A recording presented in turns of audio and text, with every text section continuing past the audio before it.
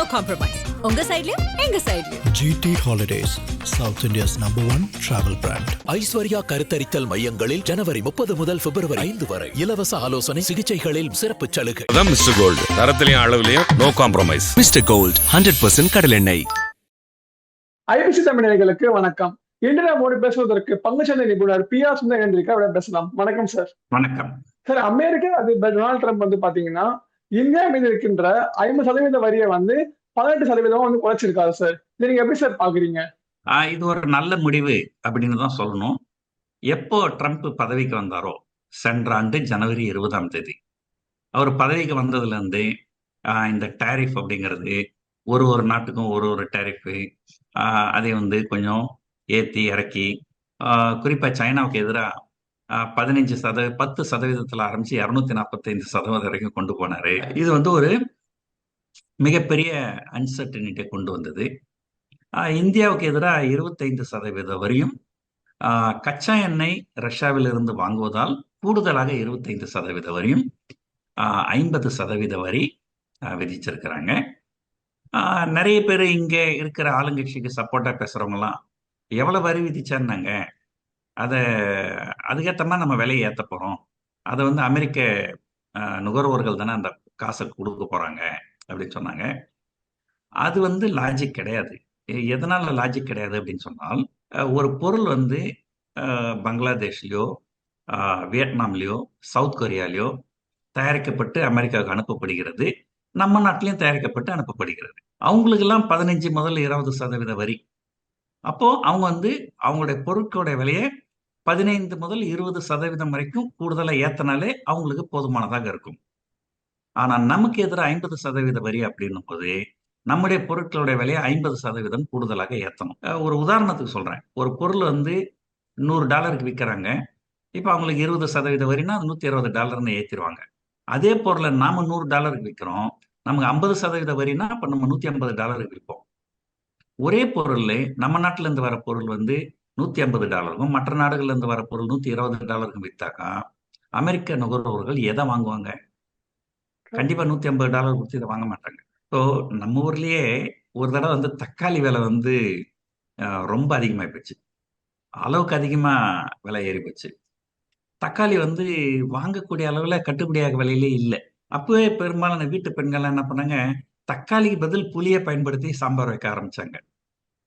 ஏன்னா ஒரு பொருள் விலை ரொம்ப அதிகமாயிட்டா அந்த பொருளை தவிர்த்துருவாங்க, அல்லது வேறு நாட்டுல இருந்து வர பொருள் அதே பொருள் விலை குறைவா இருந்தா அதை வாங்குவாங்க.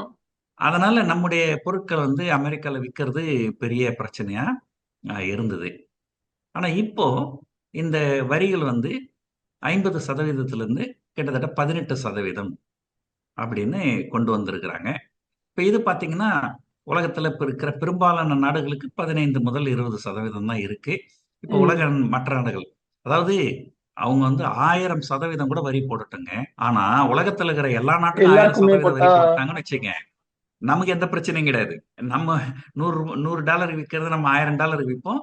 எல்லா நாட்டு பொருளும் $1000 தான் விற்பாங்க. அப்ப வேற வழி கிடையாது, ஏதாவது ஒரு பொருள் அவங்க வாங்கிதான் ஆகணும். ஆனா நமக்கு வரி அதிகம், மற்றவர்களுக்கு வரி குறைவு அப்படின்னும் போது அது கண்டிப்பா ஏற்றுமதி பெருமளவு நம்ம நாட்டை பாதிக்கும். அந்த வகையில இப்ப வந்திருக்கிற செய்தி உண்மையிலேயே ஒரு நல்ல செய்தி அப்படின்னு தான் சொல்லணும். ஆனால் அதே நேரத்துல இதுல நிறைய எதிர்கட்சிகள் பொதுவா நிறைய குறைகளையும் இதுல கண்டுபிடிப்பாங்க. எப்படி கண்டுபிடிப்பாங்க அப்படின்னு சொன்னா, ஒருத்தர் சொன்னாரு, எனக்கும் என் மனைவிக்கும் சண்டையே வராதுங்க அப்படின்னு சொன்னாரு. அது எப்படிங்க சண்டையே வராது? வரவே வராதுங்க என்னங்க. அப்புறம் ரொம்ப இல்லைங்க, அந்த ரகசியத்தை மட்டும் கொஞ்சம் சொல்லுங்க, தினமும் என் வீட்டுல என் ஒய்ஃபோட சண்டையா தான் இருக்குது அப்படின்னாங்க. அது சொன்னாரு, சண்டை எப்பங்க வரும்? 2 பேருக்கு மாற்று கருத்து இருந்தா தானே சண்டை வரும். என் மனைவி சொல்ல மந்திரம், மனைவி என்ன சொன்னாலும் ஓகேன்னு சொல்றேன், ஓகேம்மா நீ சொல்றதாம்மா சரி அப்படின்னு சொல்லிட்டோம்னா அப்புறம் எப்படிங்க சண்டை வரும் அப்படின்னு சொல்லுங்க. சோ இப்ப அமெரிக்கா என்ன சொல்லியிருக்கிறாங்க நேத்துனா, இந்தியாவிலிருந்து வருகின்ற அமெரிக்காவுக்கு செல்கின்ற பொருட்களுக்கு 50% வரியிலிருந்து 18% குறைக்கும். அதே நேரத்தில் அமெரிக்காவிலிருந்து இந்தியாவிற்கு வருகின்ற பொருட்களுக்கு வரி 0%. அது ஏற்கனவே பாத்தீங்கன்னா பலதுக்கெல்லாம் 100%, அப்படிலாம் இருந்திருக்குது. 100%, 110%லாம் இருந்திருக்குது.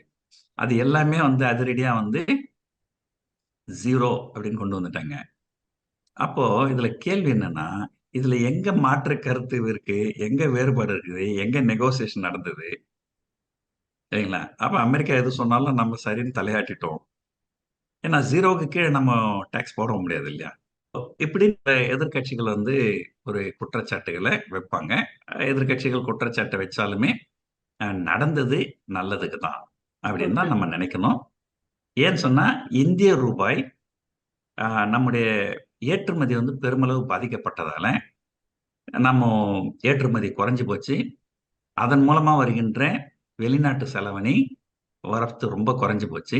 ஆ இதனால வந்து வெளிநாட்டு முதலீட்டாளர்களும் நம்முடைய பங்குச் சந்தை மேல நம்பிக்கை ம். இழந்து பங்குகளை விற்க வித்துட்டு ஆரம்பிச்சாங்க. போனாங்க. ஆமா. இதனால நம்ம இந்திய ரூபாயோட மதிப்பு கிட்டத்தட்ட $1 ரூ. 82 இருந்தது. அப்படியே அது ரூ. 92 வரைக்கும் போயிடுச்சு. இன்னைக்கு கிட்டத்தட்ட நம்முடைய கரன்சி வந்து அப்ரிஷியேட் ஆயிருக்கு. அது ஆல் டைம் லோல இருந்து கிட்டத்தட்ட 2% அப்படிங்கிற அளவுக்கு நம்முடைய கரன்சி அப்ரிஷியேட் ஆயிருக்கு. இதுக்கு மேல நிறைய பேர் ஏற்றுமதி பண்ணுவாங்க. ஏற்றுமதி பண்றதுனால அந்நிய செலாவணி நமக்கு நிறைய கிடைக்கும். அந்த ம். ஏற்றுமதியாளர்கள்லாம் நிறைய பேருக்கு வேலைவாய்ப்பு உருவாக்குவாங்க. ஆ ஒட்டுமொத்தத்துல அ அமெரிக்கா வந்து ஒரு என்ன சொல்றதுன்னா, ஆ அவங்க ஒரு எந்தவித கருணையும் இல்லாம அ ரொம்ப பிடிவாதமா இருந்து 0 டாக்ஸ்க்கு நம்மள ஒத்துக்க வச்சுட்டாங்க. பட் ம். இருந்தாலுமே நமக்கும் வேற வழி கிடையாது. ஏன்னா நம்ம வந்து அமெரிக்கா கூட சண்டை போட்டுன்னு இருக்க முடியாது. சமாதானமா போறது மட்டும் தான் நமக்கு இருக்கிற அ ஒரே வழியா இருக்கு. ஒரே வழி. ஒரு கிட்டத்தட்ட ஒரு 9 மாத காலங்களாக இழுபறியா இருந்த ஒரு தீர்ப்பு இந்த வர்த்தக ஒப்பந்தம் அ ஓரளவுக்கு ஒரு முடிவுக்கு நல்ல வந்திருக்கிறது. முடிவு அது குடுத்துருக்கு. ஒரு நல்ல முடிவுக்கு வந்திருக்கிறது. இதனால தான் இது வந்து பங்குச் சந்தையிலும் இதனுடைய எதிரொலிப்பு இன்னைக்கு நல்லாவே இருந்தது. ஆமா சார். நெக்ஸ்ட் அத பத்தி தான் கேட்கலான்னு வந்தேன். இப்ப வரி குறைச்சதுக்கு அப்புறம் வந்து பாத்தீங்கன்னா, இன்னைக்கு காலையில வந்து சென்செக்ஸ் வந்து 2700 புள்ளிகளும், நிஃப்டி 50 வந்து 750 புள்ளிகளும் தொடர்ந்துச்சு சார். இது வந்து லாங் டெர்மா இப்படியே இருக்க வாய்ப்புகள் இருக்கா? இல்ல ஷார்ட் டெர்மா மட்டும் தான் இப்படி இருக்குமா சார்? இல்ல பொதுவா வந்து பங்குச் சந்தைகள் அப்படிங்கிறது வந்து இந்த பெண்டுலம் மாரி. இப்படியும் இப்படியும் ஆடும். அப்படி. ஆ ஒரு நல்ல செய்தி வந்தா மேல் நோக்கி ஆடும். ஒரு கெட்ட செய்தி வந்தா கீழ் நோக்கி ஆடும். ஆ ஓகே. ஒரு உதாரணத்துக்கு பிப்ரவரி 1ஆம் தேதி பட்ஜெட்டு. ஸோ அந்த பட்ஜெட்ல ஃபைனான்ஸ் மினிஸ்டர் என்ன பண்ணிட்டாங்க, ஆ பங்கு பரிவர்த்தனை அ வரி அப்படின்னு ஒண்ணு இருக்கு. செக்யூரிட்டி டிரான்சாக்ஷன் டாக்ஸ்ன்ட்டு. அத வந்து ஏத்தி விட்டுட்டாங்க. உடனடியா பங்குகள் வந்து மிகப்பெரிய அளவுல சரிஞ்சது. இன்னைக்கு இந்த வர்த்தக ஒப்பந்தம், அதனால பங்குகள் வந்து ரொம்ப மேல போயிடுச்சு. ஸோ பங்குகள் மேல போறதோ, அல்லது பங்குகள் கீழ வர்றதோ, ஒரே ஒரு காரணம் மட்டும் கிடையாது. அதுக்கு பல காரணங்கள் இருக்கு. நெறைய காரணங்கள் இருக்கு. ஓகே. ஸோ முதல் காரணம், ஒரு நிறுவனம் நல்ல நிலையில செயல்பட்டு நிறைய லாபம் சம்பாரிக்கணும். அப்பதான் அதனுடைய பங்குகள் விலை ஏறும். இது வந்து ஒரு டைரக்ட்டான ஒரு விஷயம். இன்டைரக்ட்டான விஷயம் என்ன அப்படின்னு சொன்னால், ஒரு நிறுவனம் நல்லா செயல்படட்டும். நல்லா செயல்பட்டா தான் லாபம் வரும். ஆனா, அது நல்லா செயல்படுவதற்கு உண்டான சூழ்நிலைகள், ஒரு நிலையான அரசாங்கம் இருக்கிறதா? நிலையான கொள்கைகள் இருக்கிறதா? ஆ அது மாரி ஏற்றுமதி பண்றவங்களுக்கு ஒரு இன்சென்டிவ்ஸ்லாம் நெறைய இருக்கா? ஸோ இதெல்லாம் வந்து எனேபிளிங் ஃபேக்டர்ஸ் அப்படி சொல்லுவாங்க. ஸோ இந்த மாரி ஒரு வர்த்தக ஒப்பந்தம் அப்படின்னு வரும்போது, பரவால்ல. அமெரிக்காவுக்கு ஏற்றுமதி செய்கின்ற நிறுவனங்களுக்கெல்லாம் இது சாதகமா இருக்கும். ஆ குறிப்பா வந்து நம்ம வந்து அப்பேரல்ஸ், குறிப்பா டெக்ஸ்டைலு, ஆ gems and jewelleries, auto components, electrical goods and equipments இதெல்லாம் வந்து நம்ம அமெரிக்காவுக்கு நெறைய ஏற்றுமதி பண்றோம். அது சார்ந்த நிறுவனங்கள்லாம் ஆ லாபம் அதிகரிக்கக்கூடும் அப்படின்னு சொல்லிட்டு அதனுடைய விலை வரும். ஸோ அந்த மாரி வந்து இது வந்து ஒரு எனேபிளிங் ஃபேக்டர். சரி, இது வந்து ஒரு பொருளாதாரத்துக்கு ஒரு நல்ல செய்தி. அதனால எதிர்காலத்தில அ நிறுவனங்களுடைய லாபம் கூடுதலாக ஆவதற்கு வாய்ப்புகள் நெறைய இருக்கிறது. ஓகே. அப்படிங்கிற ஒரு எண்ணத்துல பங்குச் சந்தைகள் ஏறுது. நாளைக்கே வேற ஏதாவது ஒரு கெட்ட செய்தி வந்தால் இறங்கும். நாளைக்கே இன்னொரு நல்ல செய்தி வந்தால் ஏறும். ஆ இது வந்து ஒட்டுமொத்த சந்தை. அதுக்கப்புறம் ஓகே. தனித்தனியா நிறுவனங்கள் வந்து அவங்க ஒவ்வொரு காலாண்டும் அவங்க வந்து அவங்களுடைய ரிசல்ட் குடுப்பாங்க. அது நல்லா இருந்ததுன்னா மேல போகும். அது நல்லா இல்லன்னா கீழ போகும். ஸோ அது தனி அது. அதனால இன்னைக்கு ஏறிடுச்சு அப்படின்றதுனால அது தொடர்ந்து ஏறுமா அப்படின்னு கேட்டிங்கன்னா அது சொல்ல முடியாது. ஆனா இந்த வர்த்தக ஒப்பந்தம், அதாவது நான் பல இன்டர்வியூல சொல்லியிருக்கிறேன். இந்தியா எதிர்நோக்குகின்ற 2 முக்கியமான விஷயங்கள் வந்து பிப்ரவரி மாசம். ஒன்று பட்ஜெட்டு, இன்னொன்னு வந்து அமெரிக்காவினுடைய வர்த்தக ஒப்பந்தம். வர்த்தக ஒப்பந்தம். இந்த 2மே வந்து மிகப்பெரிய தாக்கத்தை ஏற்படுத்தக்கூடியது. 2மே நல்லா இருந்தால் பங்குச் சந்தைகள் நல்ல அபரிதமா மேல போயிருக்கிறதுக்கு வாய்ப்புகள் இருக்கு. ஆனா நடந்து முடிந்த இந்த 2 விஷயங்களையும் பார்க்கும்போது, ஒன்று நல்லதாகவும், ஒன்று கெட்டதாகவும் நடந்து கெட்டதாகவும் முடிந்திருக்கிறது. அதனாலதான் பாத்தீங்கன்னா, அந்த வந்து அதாவது இவ்வளவு மகிழ்ச்சியான தருணத்திலையும் பங்குச் சந்தைகளை பத்தி கொஞ்சம் உன்னிப்பா கவனிக்கிறவங்களுக்கு தெரியும். ஜனவரி மாதம் முதல் 3 நாட்களில் பங்குச் சந்தைகள் அபரிதமா ஏறி இருந்தது. அப்போ நிஃப்டி குறியீட்டு எண் வந்து கிட்டத்தட்ட 26,400 கிட்ட போச்சு. ஆனா இன்னைக்கும் பாத்தீங்கன்னா அது 26,400க்கு மேல போகல. க்ளோசிங் பேசிஸ்ல ஒரு கிட்டத்தட்ட 25,000 தான் இருக்குது. அது கிட்டத்தட்ட இன்னமும், அதாவது கடந்த ஒரு மாதத்திலே எந்த ஹை இருந்ததோ அந்த ஹை கூட இன்னைக்கு போகல. அதுல இருந்து கிட்டத்தட்ட 3% கீழே தான் இருக்கிறோம் அப்படின்றது ஒண்ணு. 2வது டிசம்பர் மாதம் ஒரு ஸ்விங் லோ அப்படின்னு சொல்லுவாங்க. அதாவது டிசம்பர் மாதம் முழுக்க நடந்த வர்த்தகத்தில் ஒரு நாள் ஆக குறைவான விலை அது போனது வந்து 25,700.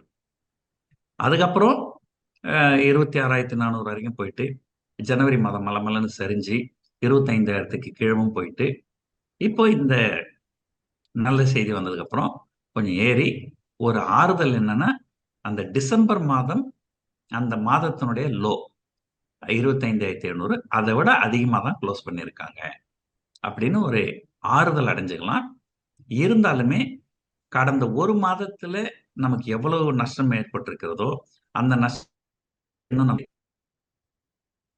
அப்படிங்கிறது தான் நிதர்சனம். இங்க சார் நம்ம ஸ்டார்டிங்லேயே பேசியிருந்தோம். நிறைய வெளிநாட்டு முதலீட்டாளர்கள்லாம் வந்து அவங்களோட பங்குகளை வந்து வித்துட்டு போயிடுறாங்க அப்படின்னு சொல்லியிருந்தோம் இல்லையா? இப்போ வந்து இந்த மாதிரி ட்ரம்ப் வந்து வரியை வந்து குறைச்சதுனால வெளிநாட்டு முதலீட்டாளர்கள் அகைன் உள்ள வரதுக்கு வாய்ப்புகள் இருக்கா சார்? நீங்க ஒரு நாட்டுல முதலீடு பண்ணணும் அப்படின்னா அவங்களுக்கு பல நாடுகள்ல முதலீடு பண்ணுவதற்கு உண்டான வாய்ப்புகள் அவங்களுக்கு இருக்கு. ஸோ நம்ம நாட்டை விட ஒரு சிறந்த வாய்ப்பு மற்ற நாடுகள்ல இருக்குது அப்படின்னு சொன்னால் அவங்க அந்த நாட்டில் போய் முதலீடு பண்ணுவாங்க. ஸோ நேற்று வரைக்கும் அதுதான் உண்மையா இருந்தது. ஏன்னா நம்ம நாட்டுக்கு எதிராக வந்து 50% வரி. அதனால நம்ம நாட்டில் முதலீடு பண்றதுக்கு விருப்பம் காமிக்காம தொடர்ந்து பங்குகளை வித்துட்டு போனாங்க. இன்னும் ஒரு சில நாட்கள் போனதுக்கு அப்புறம் தான் இது தெரியும், இந்த வர்த்தக ஒப்பந்தம் இது எந்த அளவுக்கு, அதாவது ஃபைன் பிரிண்ட்ஸ் அப்படின்னு சொல்லுவாங்க. சமயத்துல ஒரு அதாவது இப்போ வரைக்கும் நிறைய தெளிவுகள் இல்லாம தான் இந்த வர்த்தக ஒப்பந்தம் இருக்கு. கேள்வி நம்பர் 1, இந்தியா ரஷ்யாவிடம் இருந்து கச்சா எண்ணெய் வாங்குவதை நிறுத்தியதா இல்லையா? இதுவரைக்கும் இந்திய தரப்புல இருந்து நாங்கள் கச்சா எண்ணெய் வாங்குவதை நிறுத்திவிட்டோம் அப்படின்னு யாரும் சொல்லல. படிப்படியா குறைத்து விட்டோம்ன்ற மாதிரி டாக்ஸ் வந்துட்டு இருக்கு. படிப்படியா குறைச்சிட்டோம்னு சொன்னாங்க, நிறுத்தணும்னு சொல்லல. ஆமா. ஆனா ட்ரம்ப் என்ன சொன்னாரு, இந்தியர்கள் வந்து இவன் நிறுத்திட்டாங்க ரஷ்யா கிட்ட இருந்து கச்சா எண்ணெய் வாங்கத, அதனால அந்த 25% கூடுதல் வரையை நாங்க குறைச்சிடறோம் அப்படின்னு சொன்னாரு.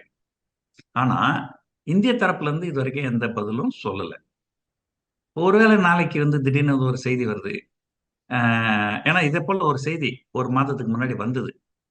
ஒரு உலக அளவுல இருக்கிற ஒரு பத்திரிகையில ஒரு செய்தி என்ன வந்ததுன்னா, ரஷ்யாவிலிருந்து 3 கப்பல்கள் கச்சா எண்ணெய் ஏற்றிக்கொண்டு இந்தியாவை நோக்கி செல்கின்றது. அது இந்தியாவில் ரிலையன்ஸ் அப்படின்னு ஒரு நிறுவனம் இருக்கு, அந்த நிறுவனத்துக்காக போகின்றது அப்படின்னு ஒரு செய்தி வெளியிட்டுட்டாங்க. அந்த செய்தி வந்த உடனே அந்த பங்குகள் பெருமளவு சரிஞ்சுது. அதுக்கப்புறம் அந்த நிறுவனத்திலிருந்து பதில் கொடுத்திருந்தாங்க, கிளாரிபிகேஷன். கடந்த 3 மாதங்களாக நாங்கள் ரஷ்யாவிடமிருந்து கச்சா எண்ணெய் வாங்கவில்லை, அடுத்த 2 மாதங்களுக்கும் நாங்க எந்த ஆர்டரும் கொடுக்கவில்லை, அவ்வளவுதான். அப்ப கேள்வி என்னன்னா, கடந்த 3 மாதங்களாக வாங்கவில்லைன்னா அப்ப அதுக்கு முன்னாடி வாங்குனீங்களா? ம். சரி, அது பரவாயில்ல. அது ஊரறிஞ்ச ரகசியம். வாங்கி தான் இருக்கிறாங்க. அடுத்த 2 மாதங்களுக்கு ரஷ்யாவிடமிருந்து நாங்கள் கச்சா எண்ணெய் எதையும் நாங்க ஆர்டர் பண்ணலன்னா, அப்ப 2 மாசம் கழிச்சு நீங்க ஆர்டர் பண்ணுவீங்களா? அப்படிங்கிற ஒரு கேள்வி வருது. கேள்வி இருக்கு. அதாவது அமெரிக்காவும் ட்ரம்ப்ப பத்தி நமக்கு நல்லா தெரியும். இன்னைக்கு ஒண்ணு சொல்லுவாரு. அத அப்படியே 24 மணி நேரத்துல அப்படியே மாத்தி வேற எதையாவது சொல்லுவாரு. இந்த மாதிரியான விஷயங்கள அவரு பல தடவ செஞ்சிருக்கிறார். ஆ அவ ஒரு வார்த்தை இருக்குது. அது இப்போ அமெரிக்கால ரொம்ப பிரபலமா இருக்குது. அது டேக்கோ அப்படின்னா, ட்ரம்ப் ஆல்வேஸ் சிக்கன்ஸ் அவுட் அப்படின்னு. அதாவது சிக்கன்ஸ் அவுட் அப்படின்னா என்னன்னா, ஒரு ஏதோ ஒரு முடிவு எடுக்கிறீங்க. அந்த முடிவுனால வருகின்ற பின் விளைவுகளை யோசனை பண்ணி, வேண்டாம் அப்படின்னு அந்த முடிவுல இருந்து நீங்க பின்வாங்கிறீங்க. அதுக்கு பேர் வந்து சிக்கன்ஸ் அவுட் அப்படின்னு சொல்லுவாங்க. Okay. Trump always chickens out அப்படின்னா, ட்ரம்ப் வந்து எதையுமே யோசனை பண்ண மாட்டாரு, பேசிருவாரு. பேசிட்டு, அதுக்கப்புறம் அதனுடைய பின் விளைவுகள்லாம் ரொம்ப மோசமா இருக்கும் அப்படின்னு தெரிஞ்ச உடனே என்ன பண்ணிடுவாரு, அப்படியே வந்து பின்வாங்கிடுவாரு. அது நிறைய மாத்தி மாத்தி பேசுவாங்க. இப்போ ஒரு ஒரு உதாரணத்துக்கு சொல்றேன் பாருங்க. ஒரு நாள் வந்து அவங்க ஒரு செய்தி வெளியிடுறாங்க. ம். அமெரிக்காவில் H1B விசான்னு ஒண்ணு இருக்கு. நம்முடைய தகவல் தொழில்நுட்ப இளைஞர்கள் எல்லாருமே வந்து அந்த H1B விசால தான் அமெரிக்கால வேலை செய்வாங்க. இந்த H1B விசால யார் யார் இருக்கிறாங்களோ, அவங்க எல்லாருமே ஒரு வருஷத்துக்கு ஒரு தரம் $1,00,000 அமெரிக்க அரசாங்கத்துக்கு பணம் கட்டணும். அதே போல யாராவது அந்த H1B விசா வச்சிருக்கிறவங்க யாராவது தற்காலிகமா வெளிநாட்டுக்கு போனாங்கனால் திரும்ப அமெரிக்கா உள்ள வர முடியாது. அந்த $1,00,000 பணத்தை கட்டினாதான் அவங்க உள்ள வர முடியும். வெள்ளிக்கிழமை, நம்ம ஊர் டைம்ல வெள்ளிக்கிழமை இரவு, வெள்ளிக்கிழமை காலையில சொல்றாங்க. இது திங்கட்கிழமை காலையில இருந்து இது அமலுக்கு வரும் அப்படின்னு சொல்றாங்க. அப்போ நிறைய பேர் பயந்துட்டாங்க. ம். பல நிறுவனங்கள் என்ன பண்ணிருக்காங்க, அவங்களுடைய எம்ப்ளாயிஸ்க்கெல்லாம், வெளிநாட்டுக்கு போன எம்ப்ளாயிஸ்லாம், நீங்க எப்படியாவது ஞாயிற்றுக்கிழமை இரவு 12 மணிக்குள்ளார நீங்க திரும்ப அமெரிக்காவுக்கு வந்துருங்க அப்படின்ட்டு. அப்ப நிறைய பேர் வந்து ஒரு உறவினர் யாரோ இறந்துட்டாங்க அல்லது திருமணம் செஞ்சுக்கிறதுக்காக அமெரிக்கால இருந்து இந்தியாவுக்கு வந்திருப்பாங்க. அவங்க ஃப்ளைட்ல வந்து இறங்கின உடனே இந்த மாதிரி செய்தி வருது. வெள்ளிக்கிழமை புறப்பட்டு சனிக்கிழமை இங்க வந்து இறங்கியிருப்பாங்க. உடனே செய்தி வருது, நீங்க ஞாயிற்றுக்கிழமை 12 மணிக்குள்ள வந்துருங்க, இல்லைன்னா உங்களுக்கு வேலை கிடையாது. ஆனா $1,00,000 கட்ட முடியாது இல்லையா? அப்போ இந்த மாதிரி வந்த இளைஞர்கள் உறவினர்களுடைய இறப்புக்கு அட்டன் பண்ண முடியாம திருமணத்தை கேன்சல் பண்ணிட்டு அடுத்த ஃபிளைட் பிடிச்சி நேரா போய் அமெரிக்கால இறங்குறாங்க. ஸோ ஞாயிற்றுக்கிழமை இரவு 12 மணிக்குள்ளார போய் இறங்குறாங்க. இறங்கின உடனே அங்க என்ன சொல்றாங்க, இந்த $1,00,000 அப்படிங்கிறது ஒவ்வொரு ஆண்டும் கிடையாது, ஒரே ஒரு முறைதான். அது ஒண்ணு. 2வது, இது கூட வந்து ஏற்கனவே H1B விசால இருக்கிறவங்களுக்கு இது அப்ளிகபிள் கிடையாது. இதுக்கு மேல மற்ற நாடுகள். ஆனா ஒரு அரசாங்கம், நல்லா யோசனை பண்ணி பாருங்க, ஒரு அரசாங்கம், அதுவும் அமெரிக்க அரசாங்கம், உலகத்திலேயே வல்லரசான இருக்கிற நாடு, அந்த நாட்டுல எப்படி இந்த மாதிரி ஒரு செய்தியை கொடுப்பாங்க? அப்போ அந்த அமெரிக்கால இருந்து இந்தியா வந்து திருமணம் செஞ்சுக்க முடியாம திரும்ப போனாங்க. அவங்க கதைலாம் என்ன ஆகுறது? ஏன்னா ட்ரம்ப்லாம் வந்து எதையுமே யோசனை பண்ண மாட்டாங்க, பேசுறாங்க. பேசிட்டு அதுல அப்படியே பிடிவாதமா நிப்பாங்க. இப்போ எதிராளியும் பிடிவாதமா நின்னா பிரச்சனை பெருசாகி ஏதோ ஒரு இடத்துல அவர் கொஞ்சம் பயந்து அவரு பின்வாங்கிடுவாரு.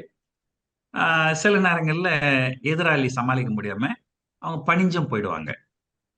ஸோ ஏறக்குறைய நம்ம நாட்டை பொறுத்த வரைக்கும் அவரை கூட போராட முடியாம பணிஞ்சு போயிருக்கிறதா தான் ஒரு கருத்து நிலவுது.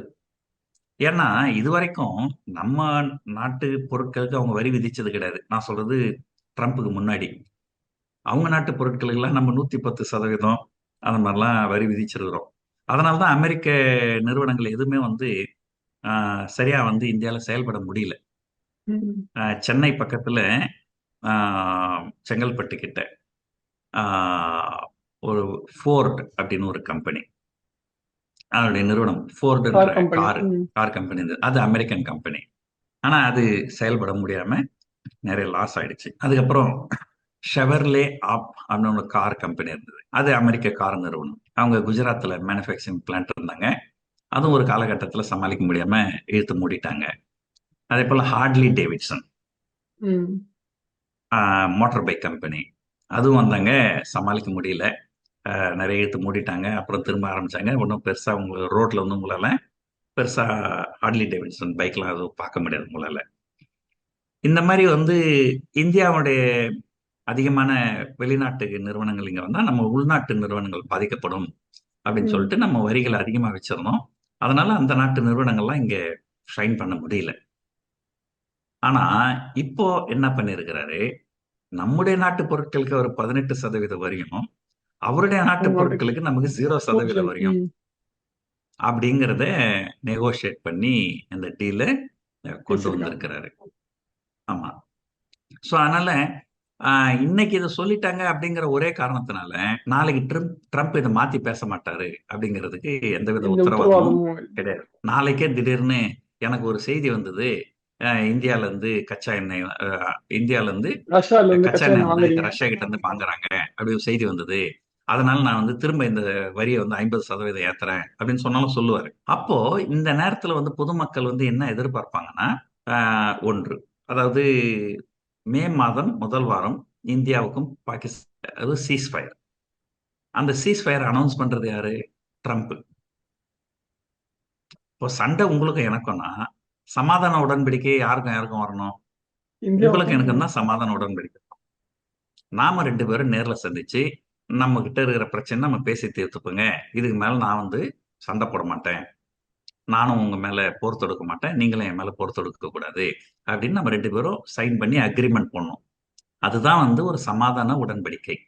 ஓகே. அதுதான் வந்து சீஸ்ஃபயர். ம். ஆனா இந்தியாவுக்கும் பாகிஸ்தானுக்கும் இருக்கிற சீஸ்ஃபயர் வந்து அமெரிக்கால உட்காந்து அவர் அனௌன்ஸ் பண்றாரு. சரிங்களா?